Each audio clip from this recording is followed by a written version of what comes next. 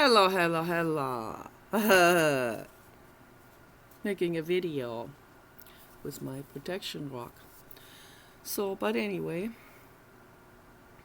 last night I did a lot of punching into my pillow. It felt really good. Patrick, wow, I got to punch Patrick like 30 times in a row. Medusa, from standing position, my fist full force into the pillow, over and over and over and over again. Yes, I punched the brains out of that Patrick into my pillow. I wouldn't do it in person, of course. For many reasons, obviously. I don't want to go to prison. Another reason is it would not make the world a better place. Oh, that's pretty clear, right? I mean, even if Patrick is never going to listen to my health advice or to anything I have to say about mental health and healing and empowerment, and if he continues to do psychological warfare on people like myself, okay, that's his business, that's his life, okay? I will not make him heal if I punch him, but I make myself heal if I punch him through my pillow, okay? And that's not voodoo, okay?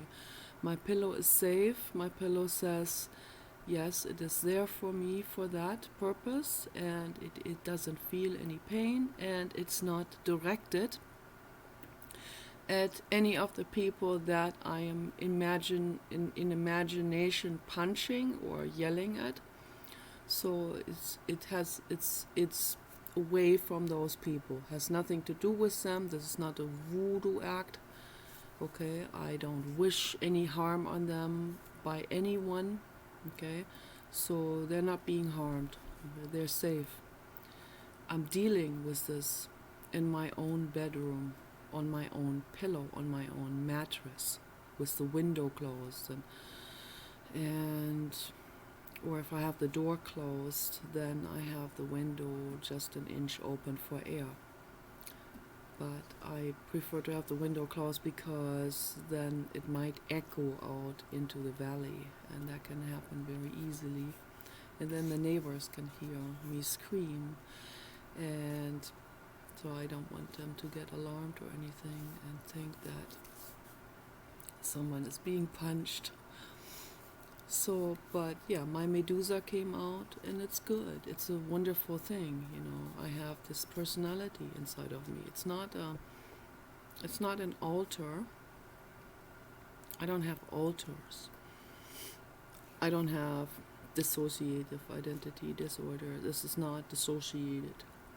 These are personalities. We all have certain personalities. We all have, I think, we all have at least two, so some kind of maybe 3 different personalities that will be triggered in accordance to the situation that is happening right now. So if we are being triggered nonstop, if we are being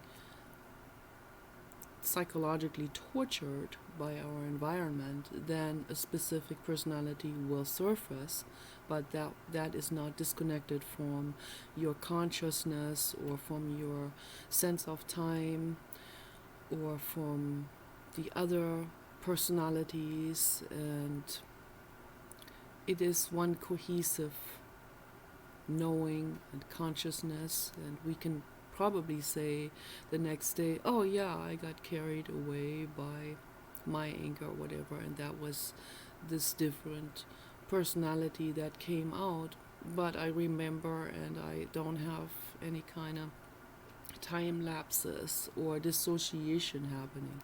So I never did. It was always interconnected. There was always extreme awareness and probably extra consciousness of what's happening, to the point where it becomes very, very uncomfortable and painful. DID, dissociative identity disorder, is a coping mechanism, and it is also an ability.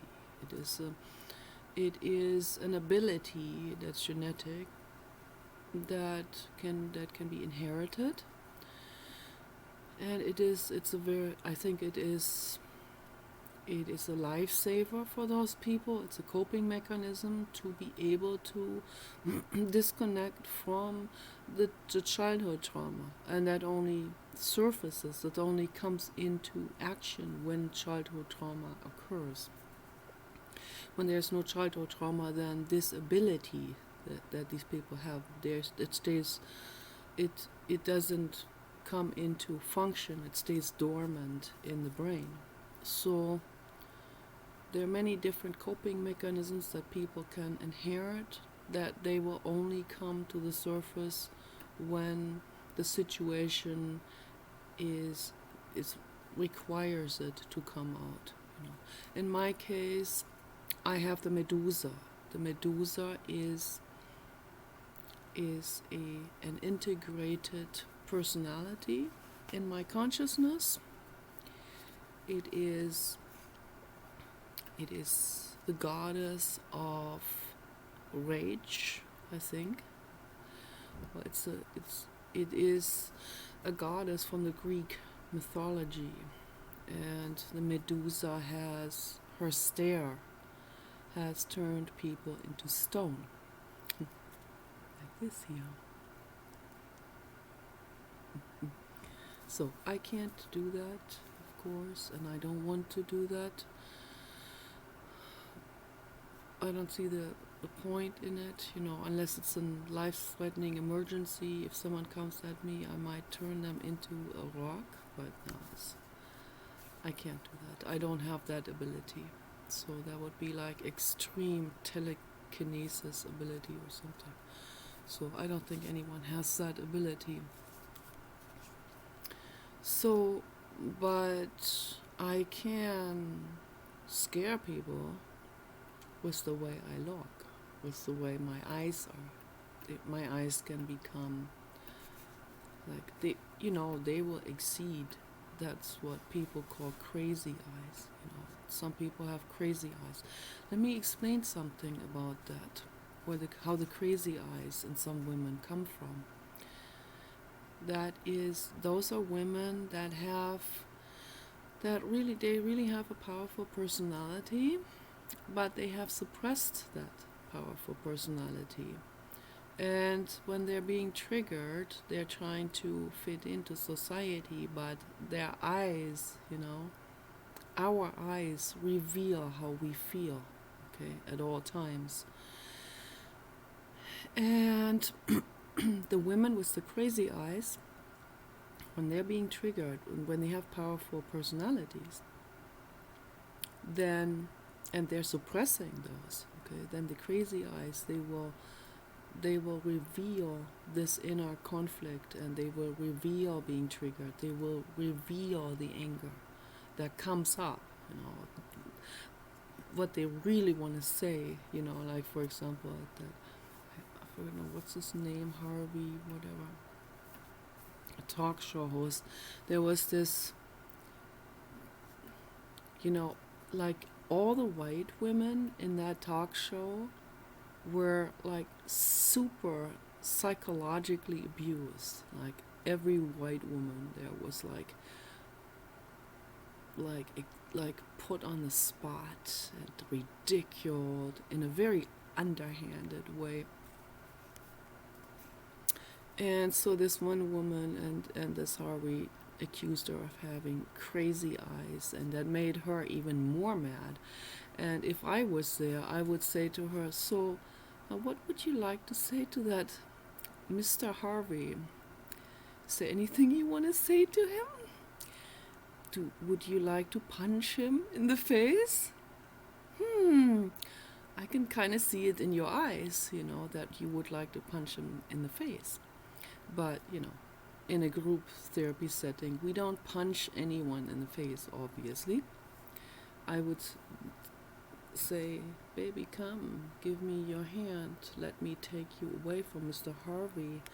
Let's go over there to the wall where there's padded foam rubber, the stick on there. And I'm gonna ask you there, what would you like to do to Mr. Harvey right now?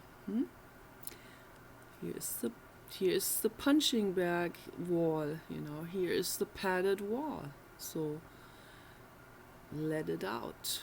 But let it out full force. Let it all out. All out. I see it in your, what he accused you of, crazy eyes. Like when the anger comes out, but there's this inner conflict, So, yeah, let it out. Let it out all the way, all the way, all the way, all the way. Pound the shit out of your body. Pound the shit out of that guy's face and scream, scream at him. You can also get a pillow or baby blanket, and you can also pound on it, like from the top down, which I do, and then you can scream into it. Like, I'm not gonna repeat what I said, but you get the idea. So you really let the shit out on the mattress or the pillow. You really go for it, baby. You really go for it. Go for Harvey and Patrick and Viro and all of these motherfuckers. Okay, go for it, like all the way through. Okay, do it. Don't restrict yourself. Don't try to be pretty anymore. Okay, we don't have time for prettiness anymore. Okay, so our last days or years on this earth, because shit's gonna brew up now, so, and you called for it with your neurosis. Yeah, kind of like self-sabotage, but of course you didn't know better. My message to the human ape species. So you didn't know better. You don't know better. You're so carried away by your self-image preservation and what other people think of you and your standing in society. You don't see that we have global warming. You'll also deny it. Yeah, people deny all kinds of shit, and they're terrified of reality and truth. They cling to this their whole life. They see some kind of, that's their new religion, that's their new community, and they identify themselves with that, and then they defend whatever it is.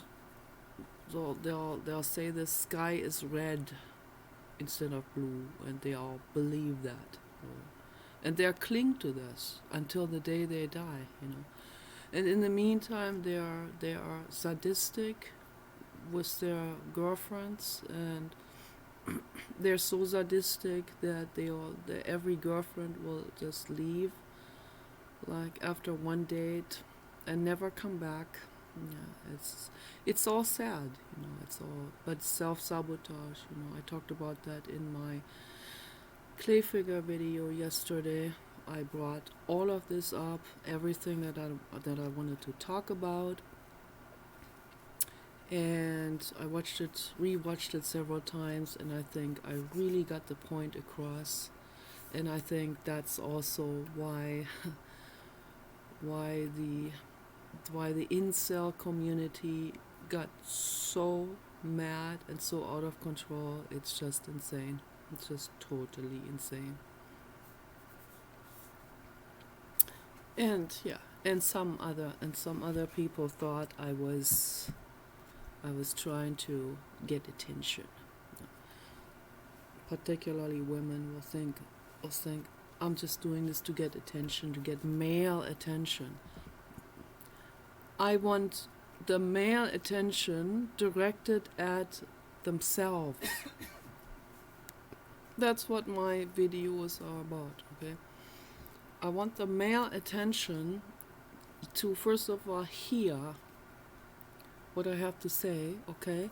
And then look in the mirror, look into their own minds, and become aware, Okay, that's what I want to do. That's my mission here. Okay, to bring awareness to the world.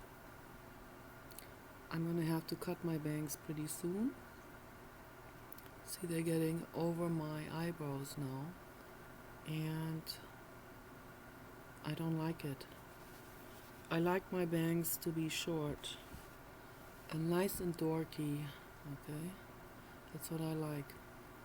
I don't even identify with. I could not identify myself with a Pamela Anderson hairstyle. I could not. It would. It's like. It's like. No, that's not my style. Sorry, no, I can't. It's like, you like me? I'm just waiting in line for the next compliment. Shit, no, no, no. I like bangs short. They are comfortable. It's cozy. Looks nice and weird and dorky, and that's how I like it. Okay, so. And I am unapologetically and ruthlessly myself. And if this edges on with people, then that's your problem, not mine, for sure, okay? I go for it, baby, I go for everything. I go for the belly dancing. I'm so grateful to Robert for having told me that I should make a belly dancing video, that I should get into this again. He loves that. And so sometimes, we need friends to tell us something that we need to hear, to sometimes criticism also, criticism, productive criticism. It's very good, without being deliberately trying to be cruel or something. The chat room people, they don't give productive criticism. They're just being cruel. That's all they're doing. That's an act out. Okay, just being cruel for the sake of cruelty, for the sake of making the other person cry, scream, angry, squeal in pain, and be mortified and be horrified and be jealous and be just aching. That's what they want. That's what they want people to feel. Particularly the people that somehow incidentally step on their egos and they have to retaliate. I never intended to step on Viro's foot, ego foot. Never intended that. That was not my intention to hurt WC. Okay, but WC, and that's the same as Viro and Patrick. I think it's the same person. Or I think also the old guy. I think they're probably. I think that person is probably 60. He lies also about it. He told me he's 55, but I think he's actually older than me. Okay, so he won't show himself. He won't show. But then he had the nerve to say, "I'm young. Stay away from me." Like what a cruel thing to say to someone. What a cruel thing to say. I mean, it's like this, this underhanded, sadistic cruelty of that guy. And, with a big brain, which is funneled like 100% into backwards or sideways instead of forward. In 100% funneled into conspiracy, total batshit insane crap and belief systems and negative worldview and hatred of himself and others and self-loathing and extreme hatred of women, wanting women under him, and wanting to do real horrible things to women, you know, tie them up, put handcuffs on them. I mean, you name it, you know, that's what he would be doing. That's so sorry. I'm not up for it. I'm so sorry. No, no, no. I may be lonely and all of this, but hey, yeah, I love my body. I don't want to be cut into pieces. I don't want to be bondaged. I don't need this, okay? And when I was waking up today, I was already monologuizing in my head, and then I just said these things out loud to the ceiling, and I said that sometimes I kind of practice what I want to say in the video, but then I don't rehearse it in a way where I memorize it or where I write it down or anything. Sometimes I've written things down just as reminders, as keywords or something. I don't even do that anymore. I because that already kind of makes it too schematic, and then it's like what Jiddu Krishnamurti said, then it becomes too much of a constraint, and that does not leave as much room for creativity. So I prefer to have this free flow conversation where this is not something that I say that I have already pre-conceptualized to the point where I'm just talking about the stuff that I have already laid out for this video. I just practice certain points. Sometimes I forget to mention them in the video. I'll think in the video, what else was it that I wanted to talk about? I make it more casual, I make it more flowing, okay? And we all should be doing this and totally not edit the video, absolutely not edit it. So have everything in it, all the silly whatever is in it, you know. Silly grimaces, or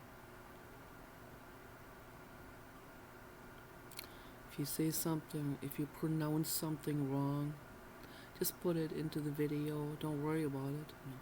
It's not that important. It's really not that important what other people think. I see people are extremely self-conscious. I'm self-conscious too.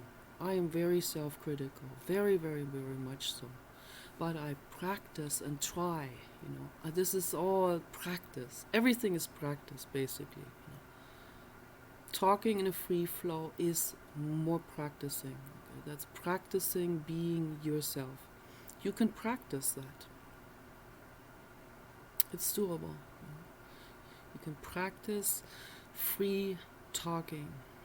And also, it's like a meditation. Breathing with it, you know, attuning yourself to the infinite cosmos, and let the infinite cosmos take over, you know, ride you, flow you, you know, flow through you, and take over your brain. Not necessarily like a channeler, but, you know, as more like a nanny, sort of. And breathe with it, and be open to whatever is there in your environment, and take that what is in your environment into the video and into what you want to say, because everything is interconnected. I said that many times.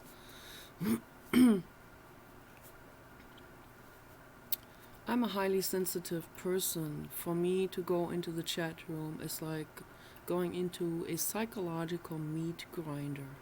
That's what it is for me, okay? It's a roller coaster. It's an emotional roller coaster. It is it is worse even than when I was doing the whale petitions in LA 2002, 2003 until 2004. I was in front of the Wild Oats Market in LA and in Santa Monica, and there's another one in West LA, I think it was, and in different places also, Trader Joe's and the 99-cent store. I was in front of all of Target.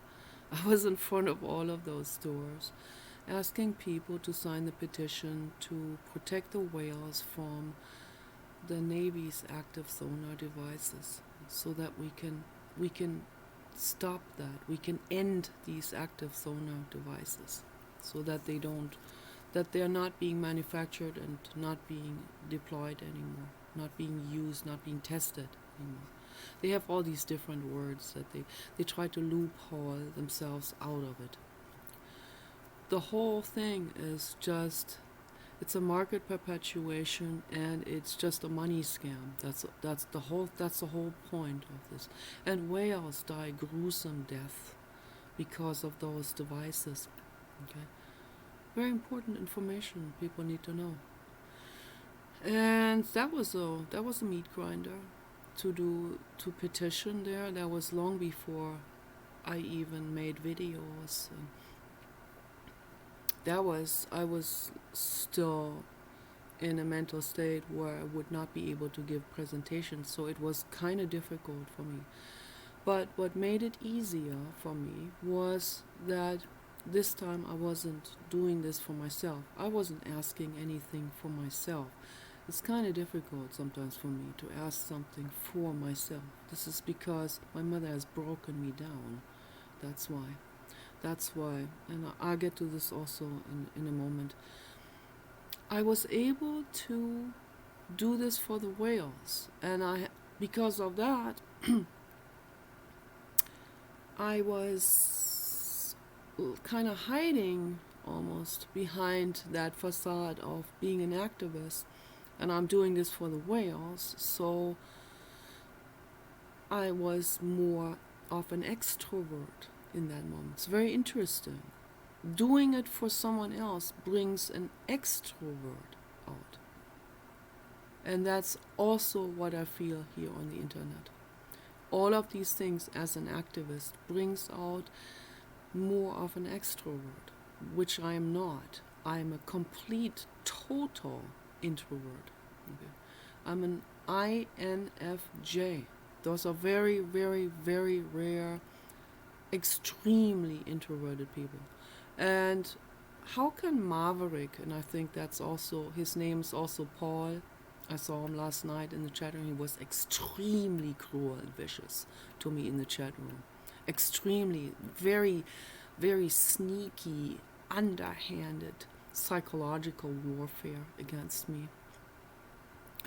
And he says he is an INFJ? I don't believe it. I'm sorry. I don't believe that at all. No way. An INFJ is not cruel to people. No way. Absolutely no freaking way. If you're an INFJ, you will never be cruel. You will never do psychological warfare against another person. You'll never do kinky shit with women, tearing them down, telling them they look old and ugly and like a man or like a transvestite. That's what these people are doing with me. That's what they're doing. Or they will, when I say I'm very, very sexual, which I am, then they'll figure, oh, that must hurt her if we tell her that she's not sexual. It's like, oh, bro, you can think whatever you want to think of me, okay? I know who I am, okay?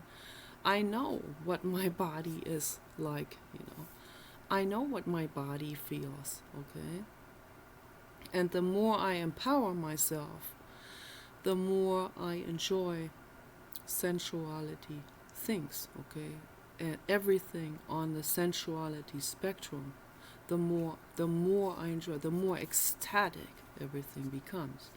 You better believe it. When I I used to have sex fully drunk long time ago, before I was 20, up to 25, and it sucked. It was so incredibly bad. I couldn't even enjoy it at all. It was just, it it it was awful. Actually, it was really, really, really, really bad. It felt it felt really, really. I was sick in my stomach. I mean, it just felt so incredibly bad and disconnected also.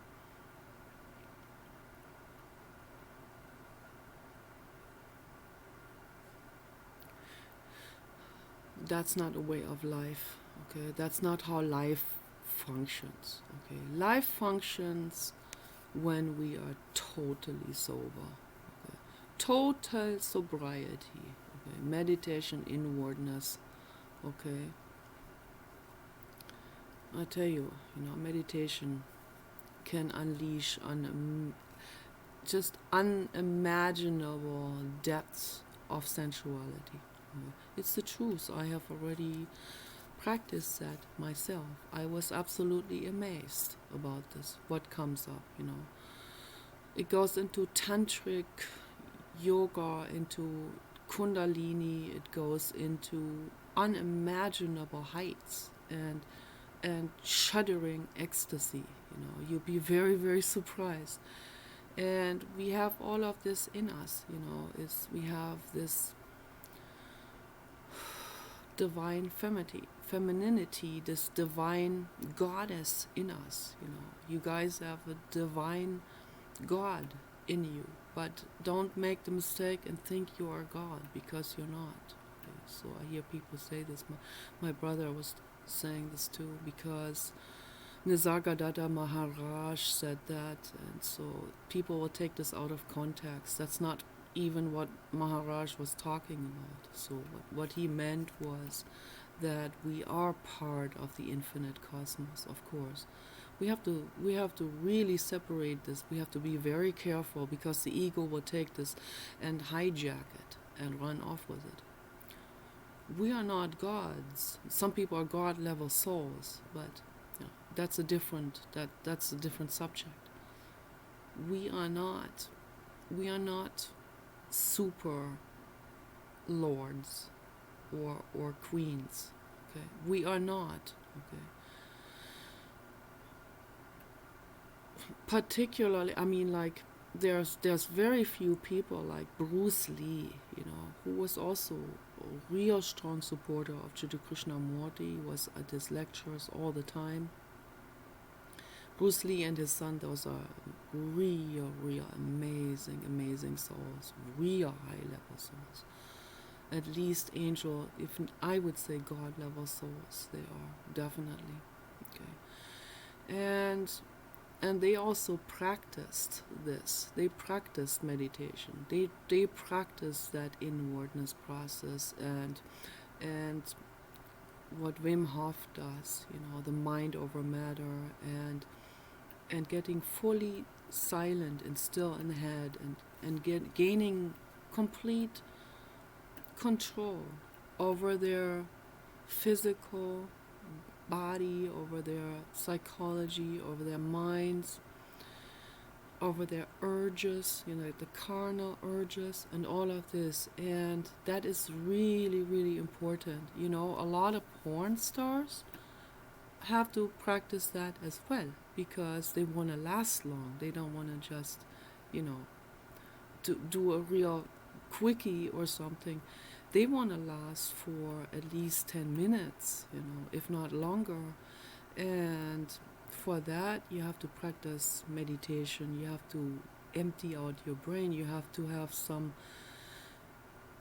control over your physical faculties. Okay, you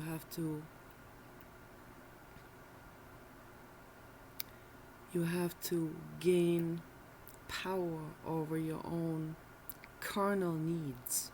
Okay, and you can practice those types of yoga meditation exercises, and that's what these people sometimes are doing in order to gain this type of control. So I met Dave Perry, the Cum brother from LA, and that was really an ecstatic experience for me. So, and that's when I first that's when I first saw, first of all, what I need, and what he needs, okay, and how this is done. This is done through discipline also. The word discipline seems to be out of context in this context, but it's not. Absolutely not. Everything requires mindfulness and discipline. Every single thing that we do, eating too, drinking my tea so that I don't spill it into my neck and stuff like this, and or spill hot chocolate over the couch or something. I have to drink it with mindfulness, okay? Mindfully putting the cup onto your lips and drinking this or eating, mindfully. There's a mindfulness eating meditation called, I think, Ori-yoki, I think they call it.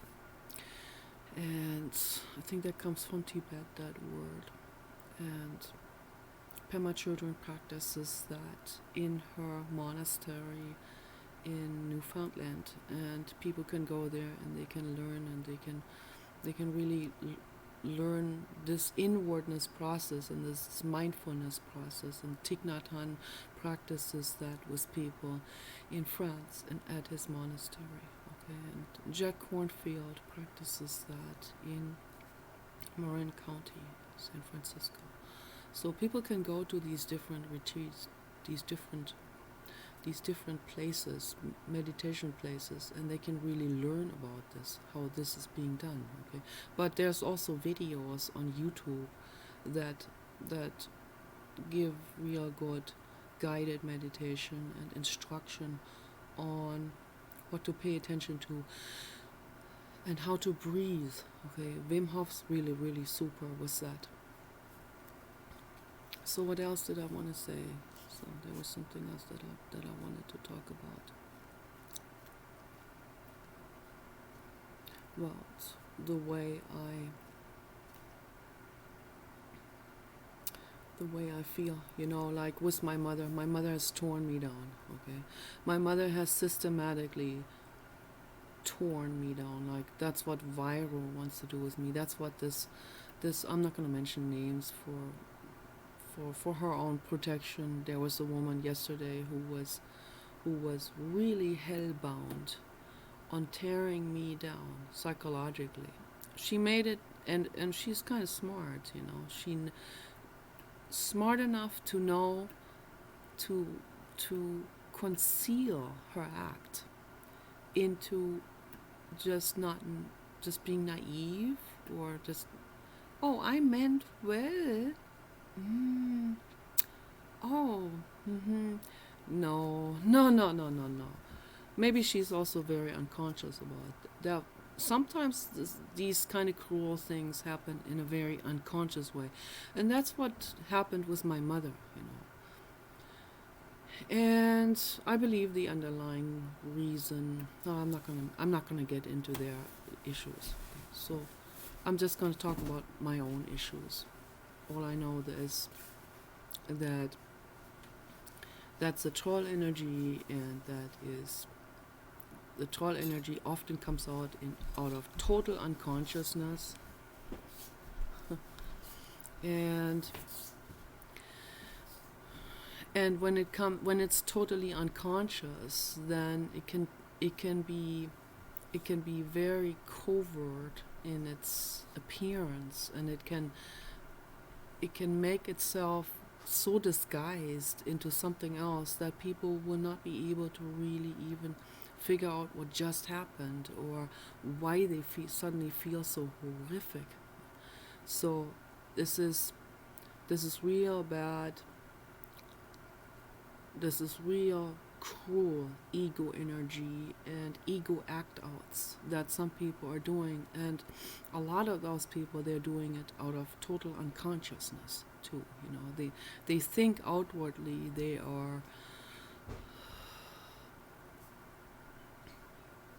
they're feeling good about that other person. Hey, let me just, and then it snarls out. It snarls out of them, like a side arrow. That's what my dad always said to my mother. You're throwing your side arrow darts out. You're lashing out side arrow darts. And the way he said that to her, he said it like he's proud of her for that. And that just reinforced her, like my entire life. I've seen him do this. And that's just kept on reinforcing her. And it's like, yeah, good girl, you did really well with your side arrows, with your vicious little troll remarks. My mother is a troll, just like the people, just like all the women, almost all women in the chat room, and all the men too, of course. They have different act outs, but the energy is the same.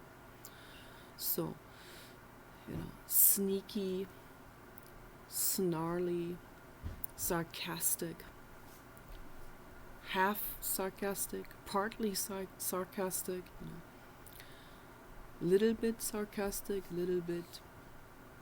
I mean, well, no, you don't at all. I had to punch her in the face too, in my pillow, but real hard.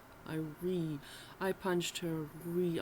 Baby, I punched your face out real good. I punched a hole into your fucking face, in my pillow. I really did, and I screamed. Oh my gosh, Medusa screamed. It felt good, It felt real good. It felt really empowering. I felt like, that needed to come out. That shit, that really needed to come out. Because it also goes back to my mother, for sure. You better believe it. Looking at from a higher perspective, from the sky perspective, I can see what it is. I'm not going to get into it now. So it's maybe another time I will talk about it.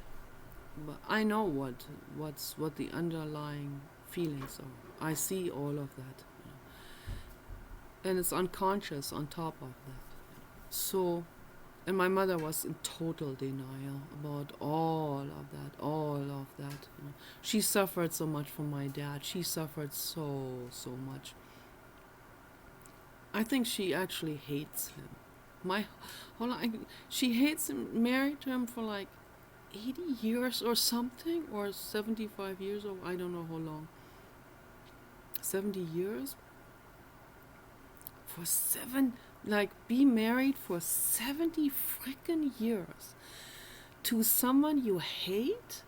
Jeez, man. Oh, no. No. No, thank you. And I mean, I got issue with the crybaby and all of that, but I deal with this at the moment. I don't sit on that. I'm not becoming bitter. I deal with this. Sometimes I have to holler. Sometimes I have to get mad and loud. Sometimes I have to go in my room and scream it into my pillow. Yeah, that happens. So lots of crybabying all day long, whining, complaining, accusing and insinuating all the time, and blaming, like blame. Everything is blamed on me. Everything. If something goes wrong, your fault. That is total immaturity. That brings out a lot of rage and hatred. I deal with it right away, so I don't hold any grudges at all. I deal with this. I will continue to deal with this in the future, whether I'm with him or not. I will continue to think about the crybaby, and anger will come up, and I will have to deal with it. And that's just how it goes. So, and that's okay. That's how I walk my way through life. So, and And that is why I could not. That's why I can't talk to my mother anymore. I'm surprised I was even able to talk to my brother recently because I was really mad at him too. But he humbled down, and so when he's humbled down and he comes up and says, I would like to talk to you, then I cannot turn him down. I care about him, then I will talk to him too. And if he's humble and receptive to what I have to say, then I'm always there. I will always be everybody's friend if they are humble enough and willing to really communicate with me. Not this sneaky, underhanded, viral rant, these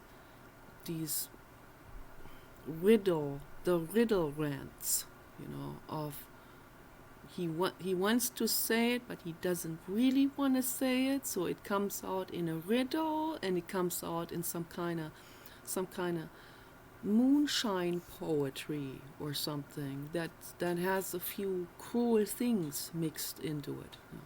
No, that's not communication. That's very dishonest.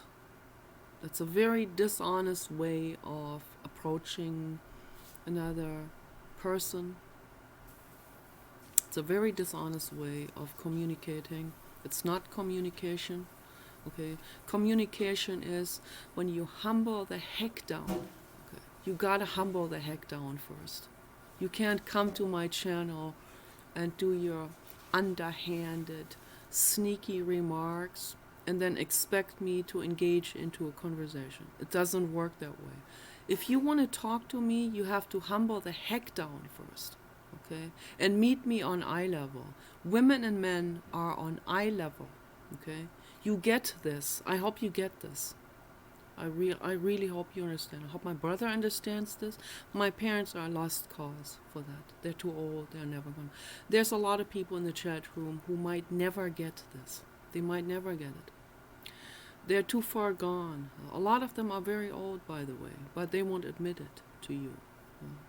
So, and I understand how hard that is to admit it, because then we get bullied for our age, just for the number itself. And people, they will assume things just because of your number. Not all of us are at the same level of getting old. Yeah. For some people, it is a much slower process as it is for me. Much slower. I'd say 20 years slower. So I would say my aging process is like,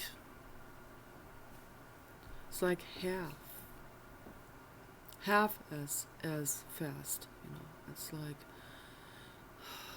longer lifespan, like, I don't know how to explain it. So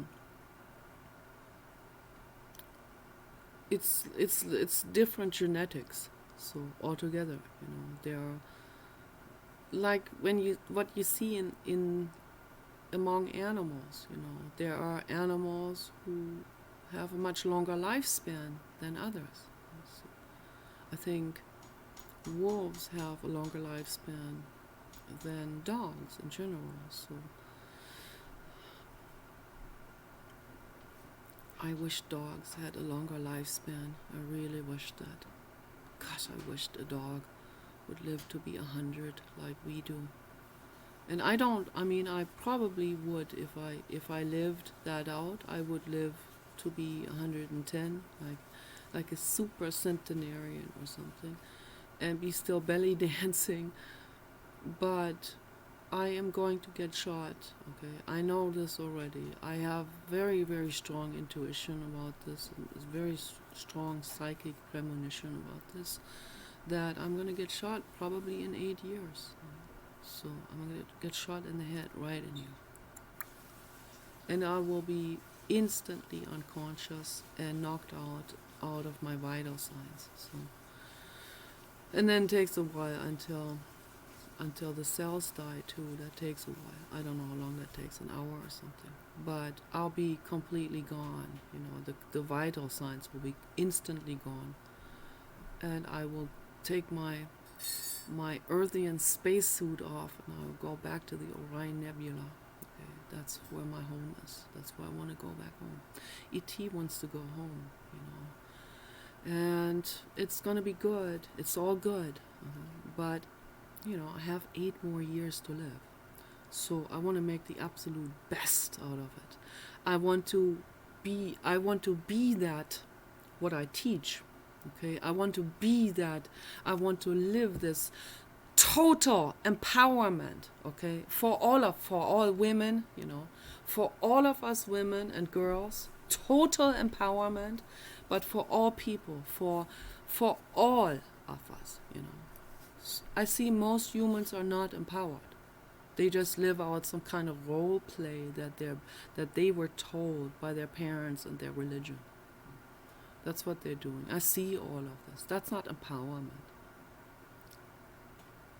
Wanting bondage, that's not empowerment. That's not empowerment for the man. That's not empowerment for the woman. Bondage is neurosis. It's mental illness. That's what that is. It's cluster B.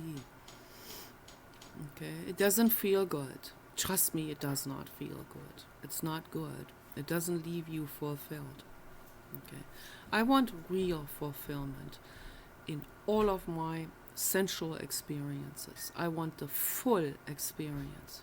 I want also love in it. I want a real connection. I don't want a man who, I say one wrong thing and he gets mad, hits me, or leaves, or whatever. Or whatever it may be, whatever I did wrong, or I have the wrong haircut, or, I don't want something. I don't want